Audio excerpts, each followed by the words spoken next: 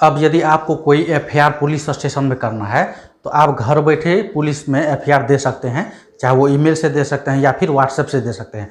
आपको physically police station में उपस्थित होकर हाथों हाथ आवेदन देने का आवश्यकता बिल्कुल भी नहीं है, क्योंकि इसी पे माननीय हाईकोर्ट का एक बहुत ही महत्वपूर्ण जजमेंट आया हुआ है। उसी जजमेंट के बारे में आज की इस वीडियो हम बात करने जा रहे हैं। तो चलिए सबसे पहले हम लोग बात कर लेते हैं कि पूरा मामला क्या है। ये मामला पूरा है दिलशाद शेख का। तो इसको एक एफआईआर करना था, तो इन्होंने एफआईआर का कॉपी जो है व्हाट्सएप के जरिए पुलिस स्टेशन को भेज दिया था, ठीक है। यानी कि जो भी पुलिस अधिकारी है उसको व्हाट्सएप पे मतलब जो है एफआईआर लिख के भेज दिया।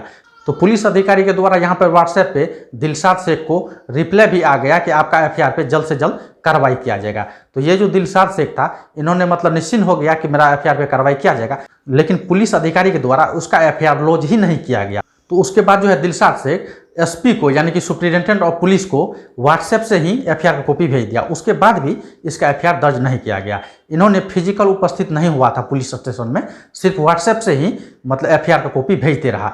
मतलब आवेदन लिख के जो भी एफआईआर में इसको लिखना था वो आवेदन लिख के भेज दिया था व्हाट्सएप के द्वारा, ठीक है। तो यहाँ पर जो नियम कहता है सीआरपीसी का सेक्शन 154 में ये बताया गया है, जब भी कोई व्यक्ति एफआईआर करता है तो उसको सीआरपीसी का सेक्शन 154 का जो है नियम उसको फॉलो करना होता है। तो इसमें ये चीज़ बताया गया है, यदि आप कोई भी पुलिस स्टेशन एफआईआर करने जाते हैं और आपका एफआईआर यदि पुलिस स्टेशन में लॉन्च नहीं किया जाता है, ठीक है, तो ऐसे स्थिति में सबसे पहले आपको सुप्रिंटेंडेंट ऑफ पुलिस यानी कि उस जिला का जो पुलिस कप्तान होगा, जो एसपी होगा, उसको आपको आवेदन देना होगा।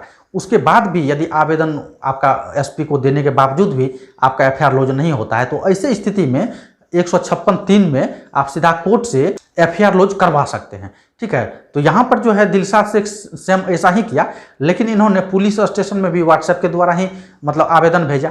उसके बाद जो है एसपी को भी व्हाट्सएप के जरिए ही आवेदन भेजा, और यदि इसका एफआईआर लॉन्च नहीं हुआ उसके बाद जो है इन्होंने 156(3) में डायरेक्ट कोर्ट गया और कोर्ट से जो है एफआईआर दाखिल करवाया, ठीक है। तो ऐसी स्थिति में जो आरोपी था जिसके ऊपर इन्होंने आरोप लगाया था, उस पर आईपीसी का सेक्शन 447 का ऑफेंस बनता था, ठीक है। तो जब कोर्ट का ऑर्डर आ गया, कोर्ट का आदेश आ गया पुलिस स्टेशन को कि आप इसका एफआईआर लॉन्च करें, उसके बाद इसका एफआईआर लॉन्च हो गया। तो यहाँ पे जो ऑफेंस बनता था इंडियन पेनल कोड का सेक्शन 447 का, इसमें मुख्य रूप से आपराधिक अत्याचार के बारे में बताया गया है, ठीक है। अत्याचार जो है आपराधिक अत्याचार, इसमें 3 माह का सजा या जुर्माना या फिर दोनों हो सकता है। तो इसमें इतना ही सजा का प्रोविजन किया गया है। साथ ही साथ यह जमानती अपराध है। अब अत्याचार का मतलब बहुत व्यक्ति नहीं जानता होगा, तो हम शॉर्ट में बताते हैं। जब भी कोई व्यक्ति कोई दूसरे व्यक्ति का प्रॉपर्टी में घुसता है, घर में जैसे घुस गया, या फिर किसी का प्रॉपर्टी में दखल करने का प्रयास करता है जबरन, या फिर जो प्रॉपर्टी ओनर है उसका बिना आज्ञा का उसमें दखल देता है, तो ऐसी स्थिति में आईपीसी का सेक्शन 447 लागू होता है। तो दिलशाद से जो एफआईआर किया था, ये एफआईआर किया गया था शाहबाज शेख के ऊपर। तो जैसे शाहबाज शेख को पता चला कि उसके अगेंस्ट में एफआईआर हो चुका है, तो वो सीधा चले गया हाईकोर्ट, और हाईकोर्ट जो गया तो वहां पर उन्होंने सीआरपीसी का सेक्शन 482 के तहत आवेदन लगाया कि इस एफआईआर को डिसमिस किया जाए, और उन्होंने बहुत मजबूत ग्राउंड बनाया।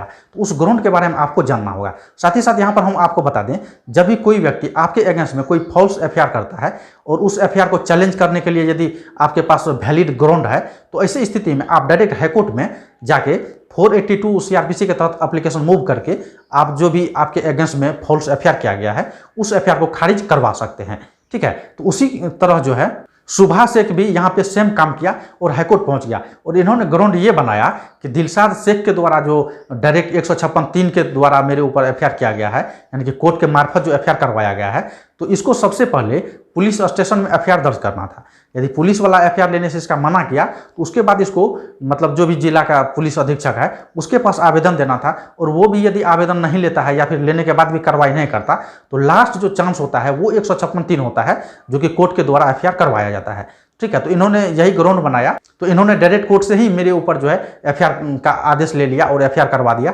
इन्होंने पुलिस स्टेशन नहीं गया, ना ही एसपी के पास गया। साथ ही साथ इन्होंने व्हाट्सएप के द्वारा जो है एफआईआर का कॉपी भेज दिया, यानी कि आवेदन लिख के पुलिस स्टेशन को भेज दिया गया था। इसलिए ये वैलिड ग्राउंड नहीं है, ये एफआईआर को रद्द किया जाए। क्योंकि एफआईआर में इन्होंने साथ ही साथ ये भी बताया कि व्हाट्सएप के द्वारा जो है एफआईआर का कॉपी भेजा गया है, आवेदन भेजा गया है एफआईआर के लिए, ठीक है। प्रॉपर जो है एफआईआर का जो नियम बताया गया है उस नियम के तहत इन्होंने एफआईआर नहीं किया, ठीक है। तो ये ग्राउंड था सुभाष शेख का।